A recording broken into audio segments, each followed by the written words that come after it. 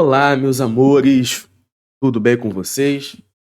Espero que vocês possam estar tão bem quanto é possível estar no Brasil de hoje. Vamos lá, indo direto ao ponto. Não antes da gente entrar no assunto, gostaria de pedir a vocês aquela ajuda de sempre. Dá o like, se inscreva no canal, ajude aqui o coleguinha que está começando esse novo projeto. E se você de repente não gostou do vídeo, dá o like mesmo assim. Like de repúdio. Putz, não gostei desse vídeo, vai até dar um like. Dessa forma, você me ajuda, olha aí, só dando um clique. Vamos aí ao vídeo. Bem, essa semana, uma cena tomou conta da internet, muita gente viu aquele homem sendo carregado, amarrado por dois policiais. Ele teria participado de um furto, teria furtado 2 caixas de bombom. Dá uma olhada nas cenas aí e a gente fala depois.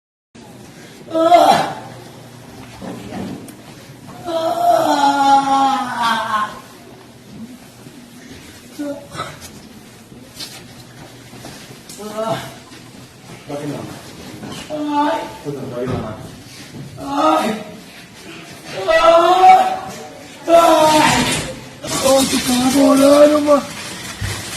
Eu tô colaborando. Assim que eu vi essa cena, eu gravei um vídeo totalmente envenenado. E depois, enquanto eu estava editando o vídeo, eu olhei. E não que, enfim, eu tivesse que ter calma. Então não é essa. Eu acho que essa seria uma oportunidade para abordar o tema de uma outra maneira. Passou e eu vim aqui novamente gravar a respeito desse assunto. Esse vídeo não vai ter muito roteiro, porque é mais um desabafo, é mais uma conversa, então, por favor, compreenda. Ao ver essas cenas, eu fiquei totalmente indignado, porque isso bate em lugares muito ruins. E, e às vezes é um pouco cansativo. Você vê um homem negro amarrado daquela forma e, e a discussão é: ninguém deveria ser tratado dessa forma.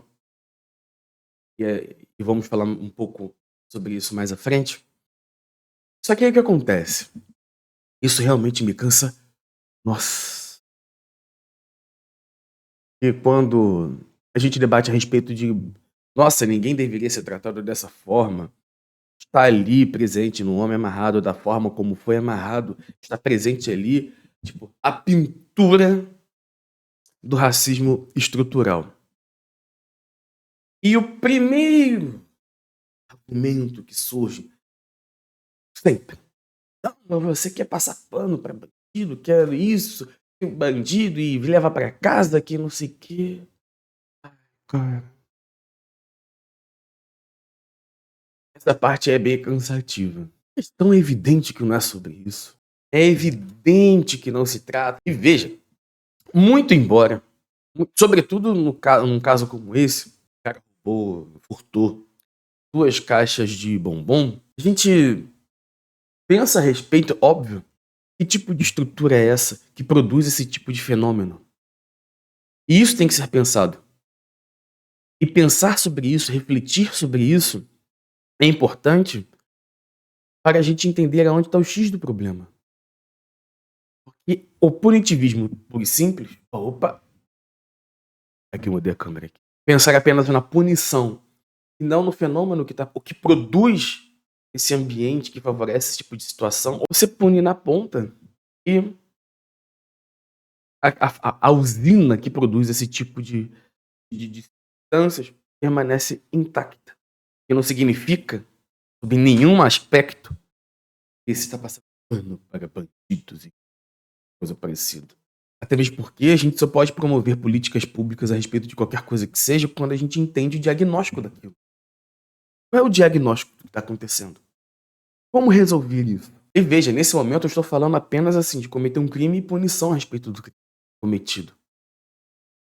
Mas aí a gente entra numa outra seara que é como essa pessoa é punida, como ela é tratada. Existe uma bifurcação enorme em pessoas negras e outras pessoas, os não negros. Exemplos não faltam de pessoas que cometeram crimes análogos ou coisas muito piores E o tratamento é rigorosamente diferente. Foi o ilustríssimo Roberto Jefferson que atirou na Polícia Federal, lançou granadas na Polícia Federal e tá vivo.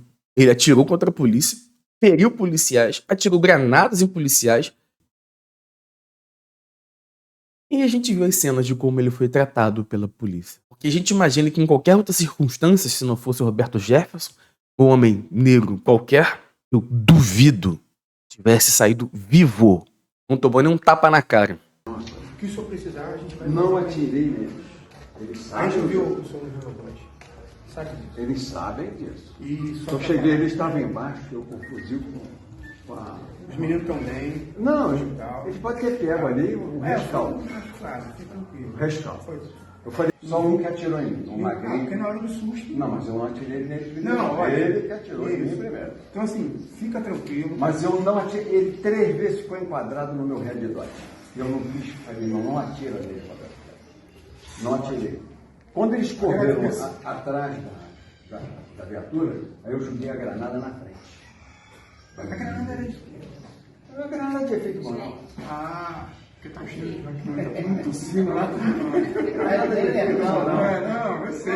Mas, veja, eu não estou dizendo que tem que dar tapa na cara e nem tem que executar as pessoas. Se existe uma determinada conduta, e se essa conduta é padrão, estou partindo desse pressuposto, tá?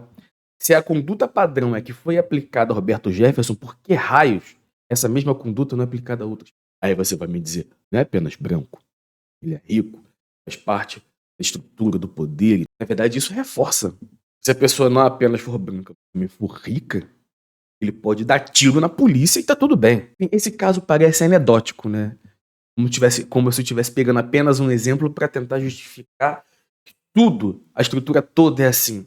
Mas e esse caso aqui? Eu quero você pra puta que pariu, mano. Vai pra puta que pariu. Se foda. Seu lixo do caralho. Você é macho da periferia, mas aqui você é um bosta. E aí, sobe aqui. Quero ver se você é macho subir aqui. Seu lixo. Você é essa puta do caralho. E esse? O Dalbel é que fale comigo, eu não falo com ele. Ele que quiser. Agora o senhor vai manter, cidadão. O senhor falou. Ele liga no meu celular. Hilário, o senhor não é autoridade, o senhor Tá vou bom, passar o cidadão. telefone, Dalbel. Eu não vou falar no celular do senhor, senhor. O Dalbel tá Eu aqui. não vou falar.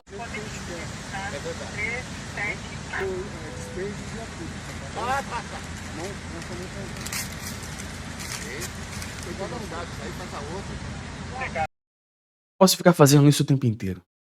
O dia inteiro. Eu vou esquecer dos exemplos e certamente aqueles que eu não mostrei aqui, você de memória vai conseguir saber. E ainda que eu não mostrasse nenhum exemplo, você sabe. Todo mundo sabe. É como se fosse legitimado sobre o corpo negro, tudo é possível, tudo é permitido. É como se fosse da natureza. É da natureza. Pássaros voam, peixes nadam, a chuva cai, e o negro pode ser tratado desta forma.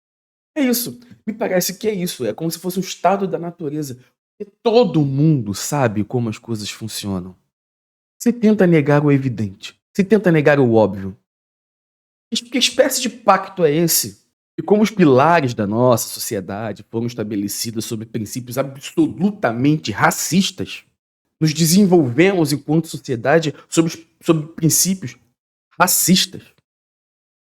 Isso se tornou como se fosse algo normal. E eu acho interessante uma coisa.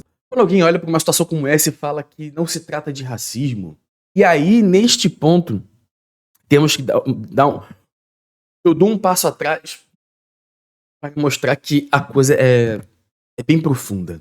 Quando alguém fala assim, quando a gente mostra uma cena como essa e debate a respeito do racismo estrutural presente numa situação como essa, porque se negro não fosse, não seria tratado desta maneira. Aí vem alguém tentando excluir o racismo dessa situação, racismo estrutural de dentro desse contexto, pode até eventualmente concordar com o excesso policial, mas exclui a questão do racismo dessa história. Então veja bem, meus caros, percebam, é impossível para nós excluir a questão racial de uma cena como essa. Analisar casos como esse excluindo a questão racial, é privilégio branco. Consegue perceber? Consegue alcançar o que eu tô querendo dizer? Que não tem nenhum elemento na materialidade da nossa vida, nada na nossa realidade, que nos faça fazer este tipo de ponderação. As coisas mais brutais acontecem com os corpos negros. As violências acontecem com os corpos negros. E quando eu digo violências, são todo tipo de violência. E em cada um desses casos, desses milhões de casos isolados que acontecem, sempre se tenta discutir a coisa, mas tentando tirar a questão racial envolvida. Não, a pessoa realmente foi absolutamente desagradável, ou foi violento, ou foi isso. Mas veja bem, não se trata de um racismo. Cacete! Debater a respeito disso é uma coisa que acontece, todo mundo sabe que acontece, está presente, todo mundo vê, todo mundo sabe que existe. Repito, que pacto é esse de silenciar-se a respeito disso? Caríssimos, quando a gente fala de racismo estrutural, as pessoas, o que a gente está querendo dizer com isso? Um minuto. Até aqui, ó. Livro do Silvio Almeida, que eu admiro, isso muito antes dele ser nomeado ministro dos Direitos Humanos, racismo estrutural. Recomendo que vocês leiam sobre esse tema.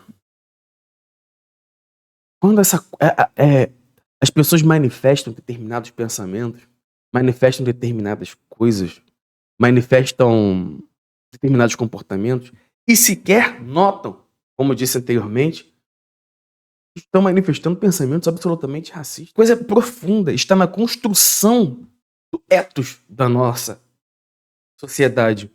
Se uma vez foi construído, a gente tem que desconstruir. A pessoa já parte do pressuposto de que, por ser negro, isso já pode acontecer. E quando a coisa gera uma polêmica, dá um problema, alguma coisa desse tipo, né? Polêmica. Ué? A pessoa até pega... Mas o que há de errado? O que acontece de errado? Muito embora, quando acontecem situações como essa, seja importante a eventual punição dos agentes envolvidos, é importante mudar a estrutura. Apenas punir não resolve, porque quando você pega uma situação como essa, pune aqueles que fizeram, é importante, beleza, mas isso não resolve, porque a usina do racismo estrutural está em pleno funcionamento. E a formação da polícia, não só da polícia, mas de nós enquanto sociedade, é um pouco sintomático. E quando se olha para situações, não apenas como, não necessariamente este caso, mas tantos outros casos absolutamente emblemáticos, e se tenta relativizar, eu fico pensando assim, a pessoa tenta teorizar coisas, né? Não, porque veja bem, talvez não seja bem isso, porque nesse caso específico é importante analisar o caso dentro de um contexto, e essas coisas todas. No fim das contas, a gente sabe o que está acontecendo, todo mundo sabe o que está acontecendo. Mas eu acho que, assim, a pessoa talvez, ela queira... Ela não pode dizer abertamente que ela mais é que preto se foda. Ela não pode dizer que ela não se importa. Ela não pode dizer isso. Não pode falar isso. Ela não pode falar, pô, não tô nem aí, mano. Cacete, foda-se. Ela não pode falar isso abertamente. Ela não vai chegar no Face e escrever, quero mais que esses negros insolentes se fodam. Tem que manter um verniz social. Não fica tentando aí diversionismo, ficou tentando contexto. Não, veja bem, é importante analisar que uma série de coisas. Né? Peraí, cara, isso está evidente. Como é que as coisas estão evidentes? Enfim, são tantas coisas para falar a respeito disso, sabe? Às vezes cansa. como eu falei anteriormente, que esse tipo de coisa, excluir a questão racial de situações como essa é um privilégio branco. Só quem não é branco pensa sobre a sua própria etnia, sobre aquilo que disse raça, né? Enfim, pensa a respeito da existência, da forma de existir na cor da sua pele. São tantas coisas envolvidas numa situação como essa, sabe? Esses dias eu fui. Esses dias eu assisti A Pequena Sereia. E assim, veja bem, meus amores, não sou uma pessoa iludida. De achar que a Disney é uma militante de movimento ou coisa parecida. E se você acha isso, cara, você está muito errado. A gente, é um equívoco sem tamanho você imaginar e a gente transportar, dar a responsabilidade às grandes corporações de transformações sociais. Em última instância, resumindo muita coisa, eles querem o black money. E não vamos inverter a lógica das coisas.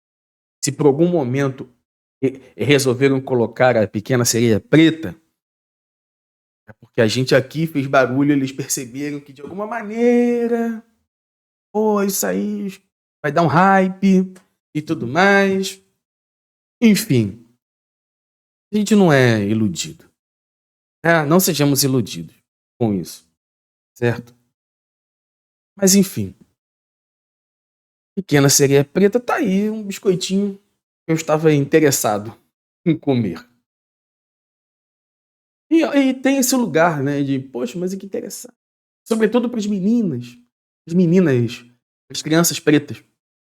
Porque, né, nas gerações passadas, na minha e anterior à minha, quando crianças, esse espaço do sonho de se transportar para esse lugar da fantasia era extremamente limitado. Toda criança branca se via em várias, né, possibilidades de sonhar. Pequena Sereia, Branca de Neve, Cinderela, já que é o universo do sonho feminino posto. Enfim, contradições enormes com relação a isso, tô apenas dizendo como as coisas eram. E de certa forma ainda são. Vamos transformar isso. Mas enfim, vocês entenderam qual é o ponto aqui. E aí, já as meninas, as crianças pretas, não se viam representadas.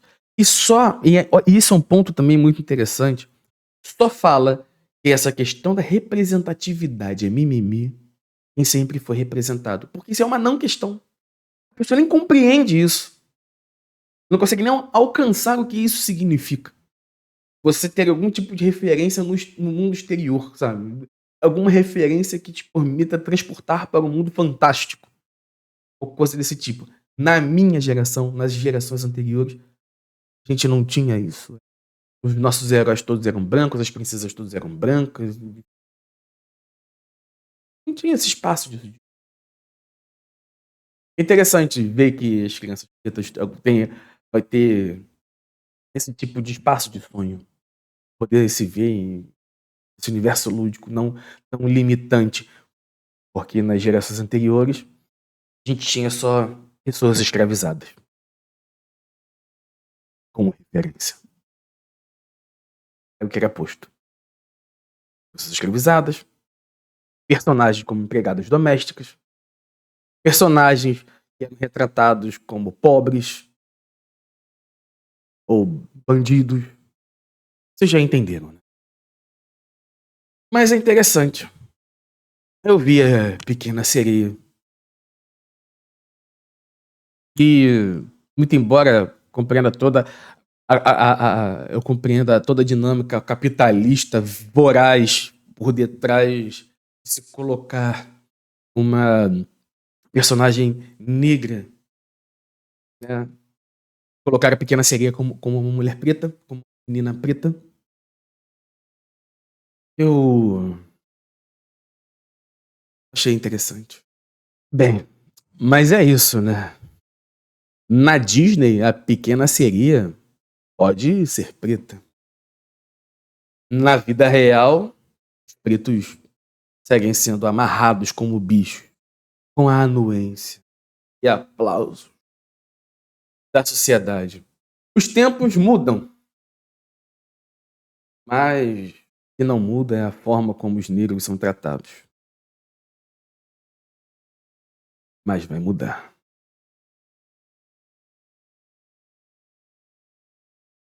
Bem, gente, é isso. Um vídeo sem roteiro. Um vídeo foi mais pra gente trocar uma ideia e eu desabafar aqui algumas ideias aleatórias. Espero que vocês tenham gostado. Se gostaram ou não, comentem aqui o que vocês acham a respeito, o que vocês pensam a respeito disso que eu falei. E, enfim, eu sei que o tema começa num ponto e termina em outro. Enfim, como falei, sem roteiro. Outra coisa, o cenário tá um pouco diferente, mas é porque a ideia é o que eu vou gravar em qualquer lugar. Eu quero ficar preso, porque eu não gosto de ficar, enfim, coisas muito com formatos quadradinhos pra mim não vai ser assim, tá bom? É isso.